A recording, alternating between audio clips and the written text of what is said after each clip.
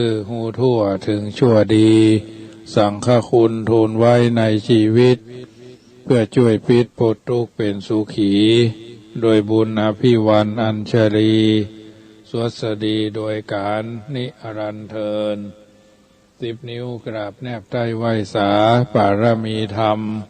ในครูบาอาจารย์พระมหาเถรานุเถระท่านเจ้าคณะพระสังฆาธิการทุกรูปทุกตนขอความสุขความสวัสดีในธรรมะแห่งองค์สมเด็จพระสัมมาสัมพุทธเจ้าจงมีแก่บรรดาสาธุชนท่านผู้ฟังทุกท่านที่มีโอกาสเปิดเครื่องรับฟังรายการ เสียงธรรมก่อนรับตาตั้งสถานีวิทยุเพื่อการศึกษาพระพุทธศาสนาและจริยธรรม FM ความถี่104.50 เมกะเฮิรตซ์วัดฝายหินตำบลสุเทพอำเภอเมืองจังหวัดเชียงใหม่เมตตาในท่านพระครูสมุวิสุวัตรวรกิโจท่านเจ้าอาวาสท่านผู้อำนวยการสถานีวิทยุแห่งนี้น้อมเกณฑ์เวรถวายเวลาฤธรรมภาพ พระมหาประสิทธธรรมาภินันโทน้อมนำเอารายการนี้อันเป็นรายการเสียงธรรมก่อนรับตามาเป็นธรรมบรรยายผู้เอิ้นเจริญพรชี้ช่องบ่องทางแนะนำพร่ำกล่าวแนะนำพร่ำเตือนให้ญาติโยมนำไปคิดนำไปพิจารณาในการดำเนินชีวิตโดยมีหลักธรรมหลักฐานหลักแหล่งหลักธรรมน้อมนำเอาสิ่งเหล่านี้เป็นประทีปธรรมนำชีวิต เป็นหลักยึดหลักประพฤติเพราะท่านทั้งหลายอยู่ในสังคมแห่งการอยู่ร่วมอยู่กันอย่างพี่ทีกันอย่างน้องปรองดองกันเหมือนญาติชาติประเทศก็เจริญชีวิตคือความเป็นอยู่ชีวิตที่เป็นของที่บ่แน่นอนชีวิตย่อมแปรเปลี่ยนไปเป็นธรรมดาชีวิตคนวนไปบ่คงที่ประเดี๋ยวก็มั่งมีเดี๋ยวก็ยากไร้นั้นไม่แน่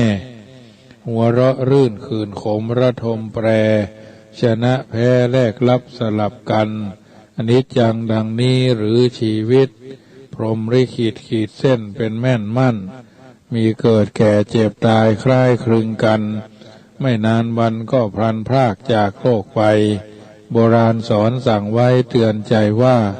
น้ำพึ่งเรือเสือพึ่งป่าอัจฉาใสเราก็จิตคิดเล่าเขาก็ใจรักกันไว้ให้มั่นสันไมตรีสรรพสิ่งสร้างไว้ในโลกล่าต่างพึ่งพาอาศัยมินายหนีก่อกำเนิดเกิดรักษามัคคีควรหรือที่จะเกียรติชังร้างแรมราปุถุชนคนเราเขาแสนแปลกคิดแบ่งแยกยศศักดิ์กันหนักหนาเทพองค์เดียวเหนียวเทพองค์เดียวเหนียวถือเหนียวถือคือเงินตราลืมนึกว่าชีพนี้ไม่จีรังถึงร่ำรวยจำเริญเงินล้านแสนหรือยากแค้นจนยิ่งไร้สิ้นหวังผลสุดท้ายกายเน่ากายเร่าเน่าผุพังทุกเรือนร่างหนีไม่พ้นเชิงตะกอนอันนี้สัจธรรมบัณฑิตชนคนผู้รู้หันก้อนไกลเป็นคำกรสอนใจให้เฮาท่านทั้งหลายได้นำไปพิจารณาในการปรับใจชีวิตเฮานั้นเนื่องด้วย การเคารพนับถือของพระไตรรัตน์คือพระรัตนตรัยคือพระพุทธเจ้าพระธรรมพระสงฆ์พระพุทธเจ้ามีคุณ56ย่นย่อในปัญญาคุณบริสุทธิคุณมหากรุณาธิคุณพระธรรมเจ้า 84,000 พระธรรมขันธ์ย่นย่อในทานในศีลในภาวนาหรือศีลสมาธิปัญญาก็แล้วแต่อริยสังฆเจ้าสอนให้ละชั่วได้ทำดีทำจิตใจให้ใสๆมีคุณ14อันนี้เปิดห้องว่าพระไตรรัตน์หรือพระรัตนตรัยไตรสิกขาเราก็สามารถศึกษาเล่าเรียนเขียนอ่านประพฤติปฏิบัติคัดเกลาตนตัวในเรื่องของทานในเรื่องของศีลในเรื่องของภาวนาหรือศีลสมาธิปัญญาก็ได้ เรื่องของไตรทวารเอาอยู่ในสังคมชุมชนองค์กรใดๆหูจักกาลเทศะจังหวะเวลาเรื่องของไตรทวารคือกายแข็งแรงแข็งแกร่งแต่ไม่แข็งกระด้างวาจาก็คืออู้ม่วนจาหวานอู้จริงอู้แท้บะทุจริตบะโมหะจริตเข้าครอบเข้างำรักษาศีลข้อร้อยรัดคัดเกลาให้เฮาเป็นคนใสสะอาดสมาธิตั้งมั่นหรือปัญญารู้แจ้งแทงตลอดอันนี้คือไตรสิกขาอันดับสุดท้ายทุกคนไปเหมือนกันหมดเบื้องแรกก็ต้องเตาะแตะเต็งตึงตรงเตงต้องตาย4 คนหาม3 คนแห่คนหนึ่งนั่งแค่2 คนพาไปมากับรับประตื่นฟื้นบ่มีหนีบ่พ้นก็ว่ากันไปตามนั้นแล้วแต่เราจะสนใจใส่ใจตั้งใจเพราะฉะนั้นสิ่งต่างๆเหล่านี้ เป็นวลีคำกล่าวของบัณฑิตชนคนผู้รู้เพิ่นกล่าวไว้เป็นประจำก็พยายามค่อนใกล้เอามาสาธกยกญาติโยมได้ฟังอยู่เป็นประจำเนาะ ทุกวันสิ่งต่างๆเหล่านี้เป็นสัจธรรมที่ทุกคนจำเป็นจะต้องรู้เท่าเอาไว้กันรู้ทันเอาไว้แก้นะแย่แล้วมันแก้บัตันนะเพราะฉะนั้นระยะทางการเป็นผู้นำพิสูจน์ความสามารถโดยมีความเพียรพร้อมมีคุณลักษณะพิเศษ5 ประการเป็นฐานรองรับ1 คุณวุฒิมีความรู้ตามสายงานหมอแพทย์พยาบาลทหารตำรวจผู้หมวดผู้กองช่างไฟช่างเชื่อมช่างอื่นๆที่จะเป็นไปได้คุณวุฒิคุณสมบัติครบถ้วนตามตำแหน่งหน้าที่การงานคุณภาพมีความคิดโดดเด่นประกันคุณภาพของงานคุณประโยชน์มีความเสียสละต่อองค์กรที่ตนทำอยู่ว่าจะเป็นพ่อบ้านแม่บ้านเป็นพ่อหลวงเป็นแม่หลวงเป็นสทสจสอบตนะหัวหน้าอสมหัวหน้าสวเนี่ยทำงานอยู่ตามที่เขาได้รับคำสั่งแต่งตั้งมอบหมายหรือการเลือกตั้งมาเป็นลำดับตามช่วง4 ปีหรืออาจจะ60 ปีเกษียณก็แล้วแต่คุณธรรมมีความดีเป็นที่ปรากฏประจักษ์ชัดค่าของคนอยู่ที่ผลของงานผลของงานอยู่ที่การกระทำผลของการกระทำอยู่ที่การทำความดีตามหน้าที่การงานที่ได้รับมอบหมายอันนี้แหละเพิ่นจึงบอกว่าระยะทางพิสูจน์ม้ากาลเวลาพิสูจน์คน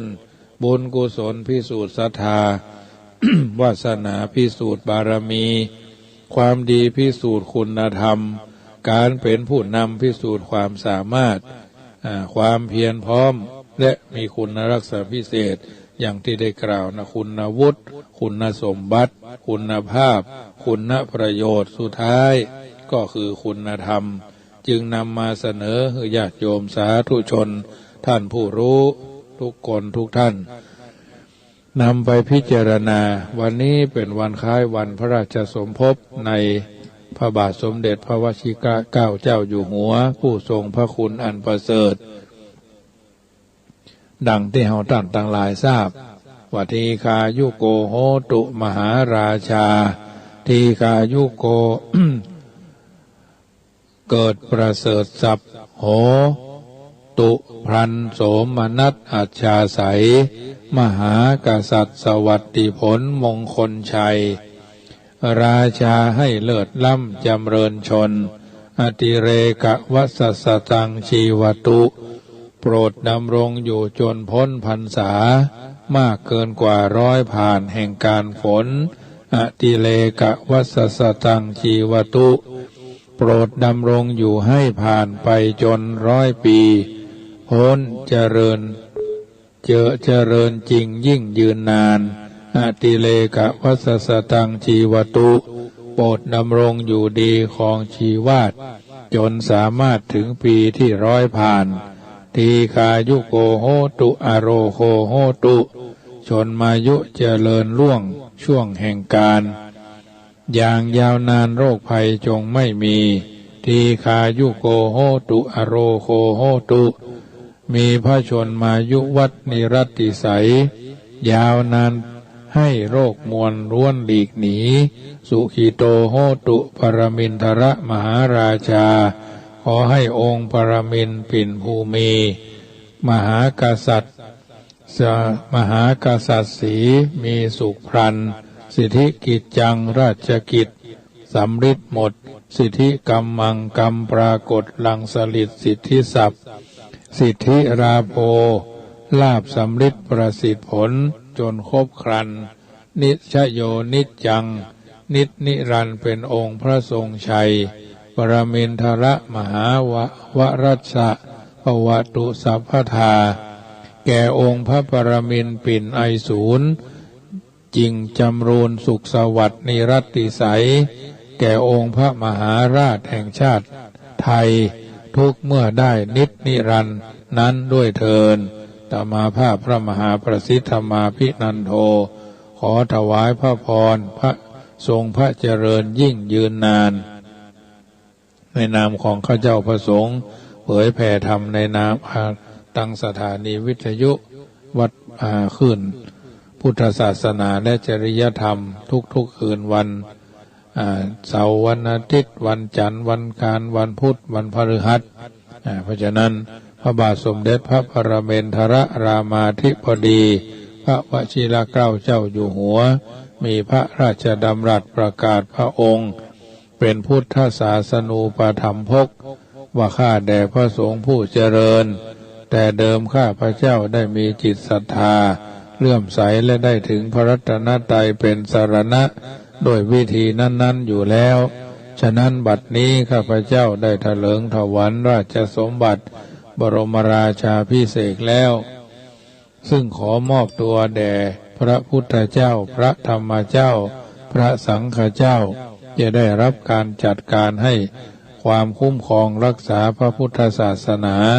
โดยชอบธรรมตลอดไปข้าแด่พระสงฆ์ผู้เจริญขอพระสงฆ์จงจำไว้ด้วยดีว่าข้าพเจ้าเป็นพุทธศาสนูปถัมภกเถิดนี่เพิ่นตรัสไว้เมื่อวันที่4 พฤษภาคม 2562ณพระอุโบสถวัดพระศรีรัตนศาสดารามกรุงเทพมหานคร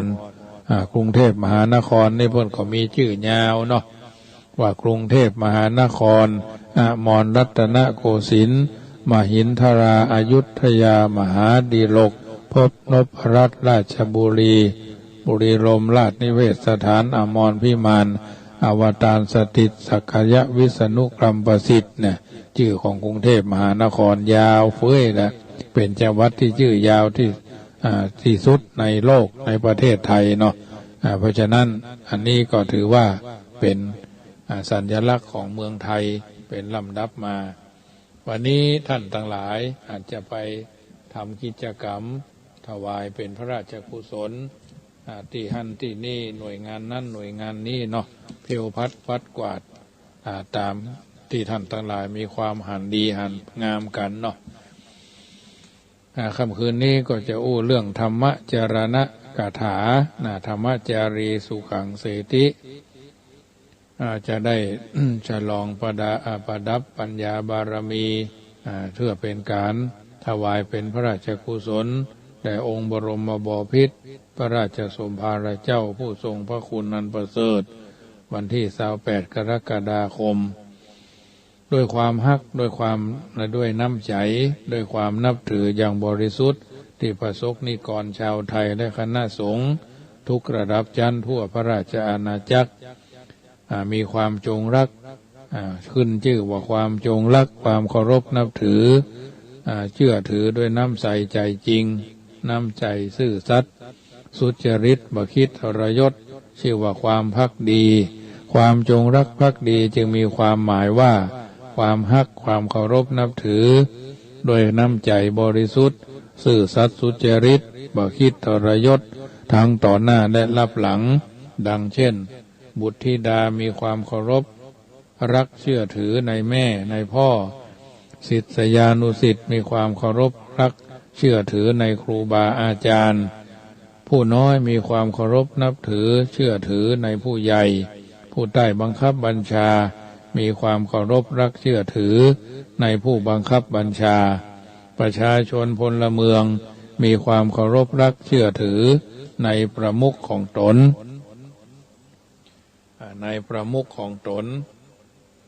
พุทธศาสนิกชนมีความเคารพเชื่อถือในองค์สมเด็จพระสัมมาสัมพุทธเจ้าฉะนั้นความจงรักภักดีที่บุคคลแสดงออกทางกายด้วยความอ่อนน้อมทางวาจาด้วยความอ่อนหวานถือว่าเป็นการแสดงความจงรักภักดีที่เป็นส่วนภายนอกเป็นการแสดงออกปรากฏถือเป็นรูปธรรมส่วนความจงรักภักดีที่เป็นนามธรรมส่วนภายในย่อมเกิดมีตั้งใจอันหมายถึงความจงรักภักดีด้วยน้ำใจอันบริสุทธิ์ซื่อสัตย์สุจริตบ่คิดคดปดลวงหลอกหลอนซ่อนเงื่อนตรงไปตรงมาวาจากับใจตรงกันบ่ใจปากอย่างหนึ่งใจอย่างหนึ่งต่อหน้ามาพับรับหลังตะโกเนาะสุดที่จะยังถึงได้ในการแสดงความจงรักภักดีเป็นส่วนเบื้องต้นของกัลยาณมิตรหรือกัลยาณชนคนดีทั้งหลายนั่นกล่าวให้สั้นก็คือการประพฤติธรรม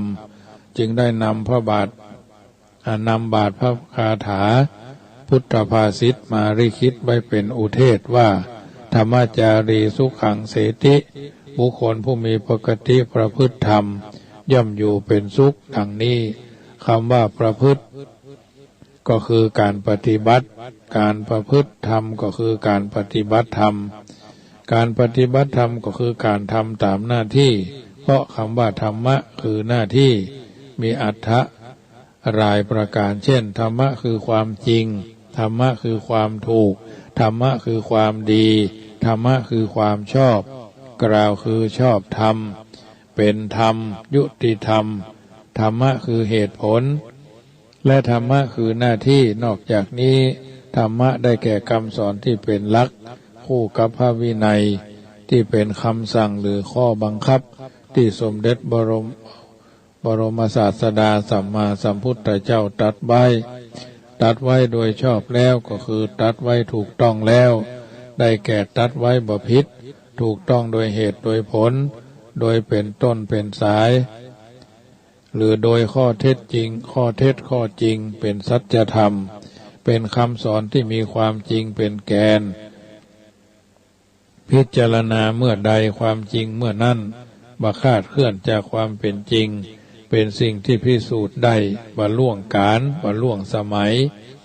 ดีก็ดีแท้ชั่วก็ชั่วแท้ดีบ่กลับเป็นชั่วบ่กลับเป็นดีคงที่แน่นอนบ่เปลี่ยนแปลงแปรผันเป็นอื่นอันบุคคลผู้เริ่มต้นจะปฏิบัติจึงจะต้องเรียนรู้ถึงหน้าที่กิจธุระที่จะต้องทำคือหน้าที่นั้นกล่าวโดยรวมก็คือหน้าที่ประจำตัวคือหน้าที่โดยตรงเช่นหน้าที่ของสามีภรรยาบุตรธิดาหน้าที่ของบุตรธิดาเป็นต้นบุคคลจึงมีหน้าที่ประจำตัวทุกคนคนเดียวย่อมปฏิบัติหน้าที่เกี่ยวข้องกับคนอื่นมากมายภายในครอบครัวหน้าที่สามีหน้าที่พ่อหน้าที่ภรรยาหน้าที่แม่หน้าที่ลูกหน้าที่พี่หน้าที่น้องจะต้องปฏิบัติให้ดีถูกต้องและเหมาะสมจึงจะเป็นที่นิยมเกิดเป็นห่มเป็นเงาเป็นที่เย็นเนื้อเย็นใจเป็นที่เนื้อเย็นใจอยู่เย็นก็อยู่ก็เย็นเป็นก็สุขเพราะทุกคนปฏิบัติตนตามธรรมะคือหน้าที่ไม้มีห่มเงาอันหยังที่จะทำให้ห่มเย็นเป็นสุขเหมือนกันจะทำให้เขาท่านทั้งหลายอยู่เย็นเป็นสุขปราศจากความร้อนนะร่มเงาญาติการปฏิบัติตนให้เป็นพ่อที่แท้เป็นแม่ที่ถูกเป็นลูกที่ดีสามีที่แกร่งกล้าภรรยาที่งดงามเป็นศิษย์ผู้มีความกตัญญู เป็นครูผู้มีเมตตาธรรมเป็นต้นอันนี้คือหน้าที่ประจำตัวสองหน้าที่ประจำงานหน้าที่ที่ได้รับมอบหมายแต่งตั้งในฐานะต่างๆเป็นข้าราชการทำงานสนองพระเดชพระคุณเป็นทหารปราการของชาติเป็นตำรวจเป็นผู้พิทักษ์สันติราษฎร์เป็นต้นบุคคลผู้ได้รับมอบหมาย มีหน้าที่ส่วนใดจึงควรปฏิบัติหน้าที่ส่วนนั้นให้ดำเนินไปด้วยความเรียบร้อยราบรื่นดีงามเป็นลำดับลำดาตามหลักธรรมะคือก่อความสุจริตปลูกฝังความสุจริตคือความประพฤติดีปฏิบัติชอบต่อหน้าที่ของตนโดยการรักษาหน้าที่คือดีกับการบำรุงหน้าที่คือดีการรักษาหน้าที่ก็คือดูแลการงานหน้าที่คือเต็มที่บ่ควรปล่อยให้บกพร่องเมื่อบกพร่องหรือรักษาบ่ทั่วถึงก็จะมีความผิดบกพร่องต่อหน้าที่การบำรุงหน้าที่ก็คือการทำหน้าที่คือเจริญก้าวหน้าผสมงานผสานแผนผสมงานประสานใจนะอย่างหนึ่งธรรมะนอกจากหน้าที่แล้วยังหมายถึงการสร้างการงานโดยเพราะเป็นคำที่มีความต่อเนื่อง สัมพันธ์กันอู้กันว่าหน้าที่การงาน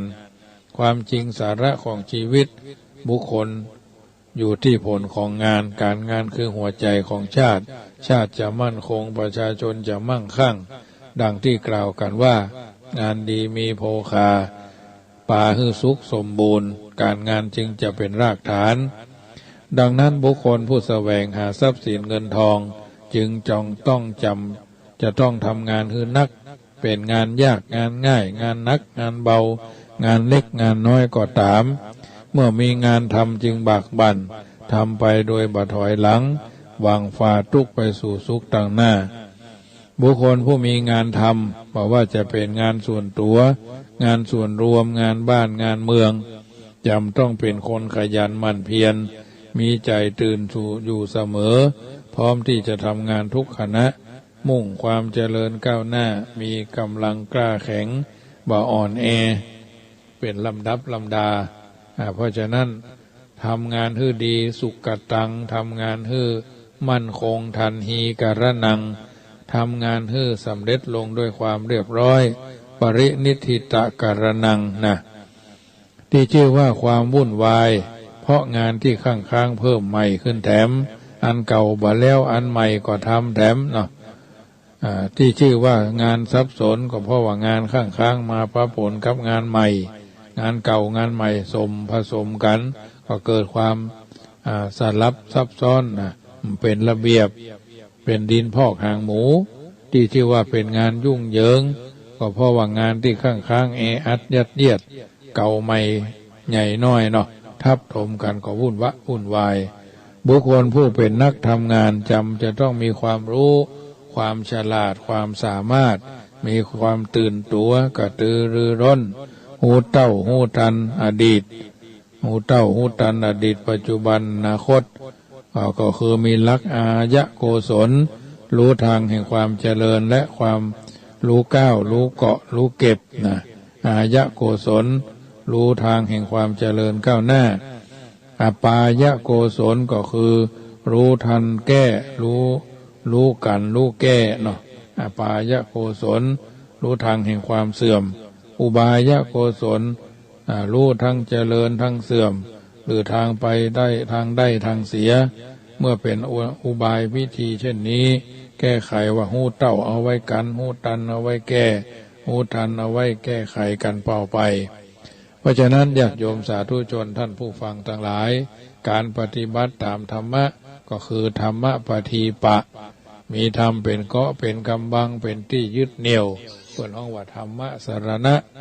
ธรรมะเป็นที่เพิ่งเป็นที่ระลึกอนัญญสรณะบ่มีที่เพิ่งเอิญเป็นเกาะเป็นที่เพิ่งพิงอาศัยได้ชื่อว่าปฏิบัติธรรมะด้วยความสุจริตในหน้าที่การงานเป็นการแสดงความจงรักภักดีแก่ตนแก่ครอบครัวแก่บ้านเมืองชาติประเทศศาสนา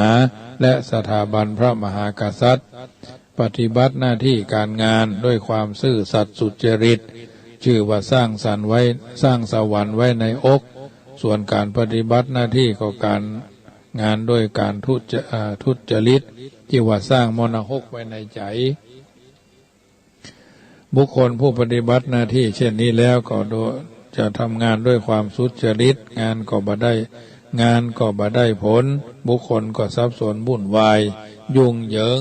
ไร้แก่นสารเพราะเหตุนั้นบุคคลจึงควรปฏิบัติหน้าที่และการงานความซื่อสัตย์สุจริตหน้าที่การงานก็สำเร็จผลได้ความถูกต้องเรียบร้อยดีงามส่วนตัวจะประสบผลก็คือความอยู่เย็นเป็นสุขดังพระพุทธนิพนธ์กาถาว่าธรรมจารีสุขังเสตินะการประพฤติธรรมย่อมนำความสุขมาให้เป็นต้นเมื่อญาติโยมสาธุชนได้ยินได้ฟังแล้วก็นำไปไต่ตรองพินิจพิเคราะห์ถูกต้องท่องแท้สมคุณสมค่าที่เฮาท่านทั้งหลายได้เกิดมาเป็นชาวพุทธมาพบพระพุทธศาสนากระทำบำเพ็ญตัวให้ดีชีวิตนี้มีค่าอย่าไปอยู่เปล่าทุกค่ำเช้าเฝ้าฝึกจิตเป็นนิจศีลให้สงบเยือกเย็นเป็นอาจินทำให้ชินเถิดท่านทุกวันไปอายุไขในมนุษย์นี้น้อยนักไม่พ้นจากไม่ทันจากทำดีได้เท่าไรก็ต้องป่วยม้อยมอนก่อนถึงวัยมัจจุภัยไม่รอให้ต่อรองเป็นมนุษย์สุดแสนดีมีโอกาสมีปัญญาเฉลียวฉลาดกว่าสัตว์ทั้งผองใยปล่อยตัวมัวเมาไม่น่ามองไม่ถูกต้องตามคำพระสัมมาที่ถูกนั้นท่านให้ไม่ประมาทหาโอกาสทำดีมีคุณค่าให้สำเร็จลุล่วงดังเจตนาก่อนชีวาจะล่วงรับดับลงไปอนิจจังทุกขังอนัตตาภาวนาว่ากันทุกวันไว้ช่วยบำบัดปัดเป่าให้ปัดเป่าโรคเมาใจใครทำได้ก่อนตายสบายอันนี้เป็นวลีคำกล่าวสอนจิตสอนใจท่านทั้งหลายพิจารณาเสมอว่าแม้คืนวันที่ผ่านเหมือนไร้ค่าแม้เวลาที่ผ่านไปไร้จุดหมายก็บาหันจะเป็นอันยังจั่งมันปะไรจะเสียดายทำไมแค่การเวลารู้สึกตัวคิดได้ก็ยังบ่สายรีบขวนขวายสิ่งอันใดให้ทำเถิดท่านยังมีโอกาสรู้ตื่นเบิกบานได้คลุกคราเหมือนดอกบัวที่โผล่ขึ้นฟ้ายามรุ่งอรุณเนี่ยญาติโยมสัจธรรมความจริงในรายการเสียงธรรมก่อนรับตาประจำแต่ละคืนเอาน้ำธรรมคำสอนมาโอ้เอิ้นเจริญพรทุกคนทุกท่านได้ยินได้ฟังใครจะโทรศัพท์ก็โทรศัพท์กันเข้ามาได้10 นาทีสุดท้ายก่อนนำรายการจากท่านไปว่าที่เบอร์โทรศัพท์0615476539เวลา40 นาทีเป็นเวลาที่รวดเร็วมากนะเป็นเวลาที่รวดเร็วมากสำหรับท่านที่มีค่านะมีค่าสำหรับการดำเนินชีวิตก็เดี๋ยวก็จะ2 ทุ่มก็เดี๋ยวก็จะ2 ทุ่มเกิงรายการต่างๆก็เป็นส่วนหนึ่งอย่างรายการเสียงธรรมก่อนรับตาธรรมภาพก็ก่อนไกลเอาอรรถสาระที่เป็นประโยชน์มาอู้เอิ้นเจริญพรญาติโยมได้ยินได้ฟังวันพรุ่งนี้ภาคบ่ายก็คงจะเป็นที่96เนาะ96วัดพระบรมธาตุดอยสุเทพช่วงนี้เป็นช่วงแห่งการระมัดระวังเนื้อตัวเกี่ยวกับโควิดอย่างนั้นนะมีโอกาสได้ฉีดก็ฉีดไปมันมีโอกาสสุขภาพบำรุงก็บ่ต้องไปฉีดนะอันตรายนะรู้ไว้ใช่ว่านะป้องกันดีกว่ารักษานะรักษากายวาจาให้สะอาดทั่วหน้าก่อนนำรายการจากท่านไปก็ขอประชาสัมพันธ์โดยว่าวัดจังกำเชิญร่วมทำบุญเป็นเจ้าภาพกองกฐิน2,564 กอง2,564 กองละ99 บาทร่วมทำบุญเป็นเจ้าภาพพระปานลมหรือใบละกายังทำ18 ตัวละ4,500 บาทนาคตันหรือคันใบละกาหรือใบละกาหรือปานลมเนาะ18 ตัวละ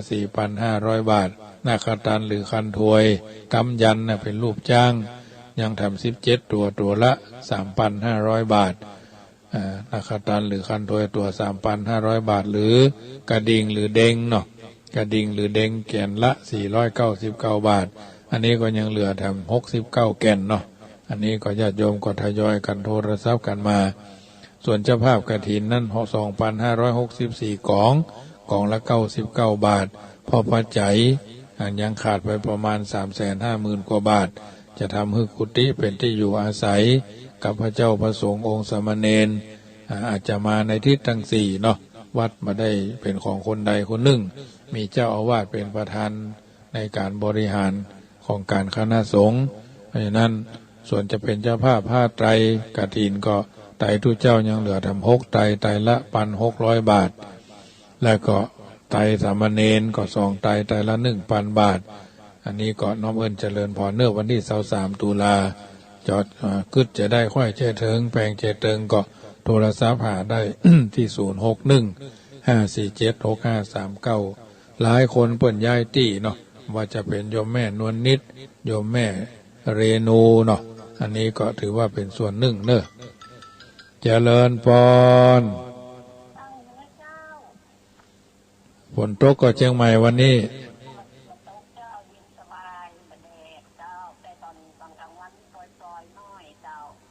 มันบัดตกนัก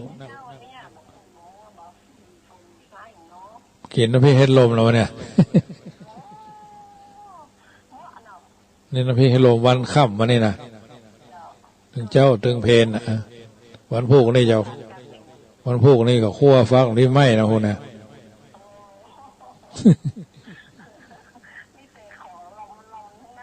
น่ะไม่เน้นเนื้อไม่เน้นหมูนะใส่แคบหมูเจ้าโมทนาเนอเจ้าเอาละญาติโยมสาธุชนสมสมัยได้เวลาขอนำรายการจากท่านไปก่อนสัพปีติโยวิวัชชันตุสัพพโรโควินัสตุมาเตภวัตวันตรายโยสุขีทีคายุโกหับสายทำสายเนอเจริญพรฟองคำติ๊บแก้วเนาะ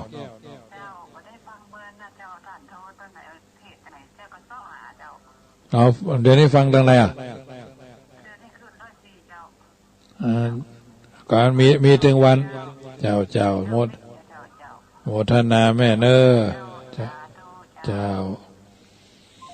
อภิวาทนาสีริสนิจังวุตตาปัจจายโนจัตตารโอพุทโธบังซ้ายธัมโมบังขวาสังโฆบังกายา